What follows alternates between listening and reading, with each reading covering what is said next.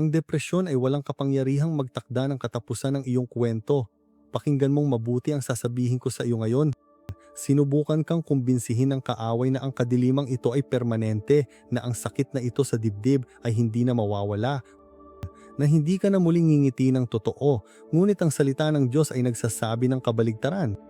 At sa kapangyarihan ng pangalan ni Jesus, idinedeklara ko ngayon sa iyong buhay that ay niyo utuusan kaon na ang espiritong panlulumo ay lumayas ngayon at palitan ng langis ng kagalakan at damit ng papuy, ang bawat ulap ng pagkalito sa isip, ang bawat pag-iisip ng kamatayan, ang bawat tinig na nagsasabing mas mabuti ka kung hindi ka umiiral.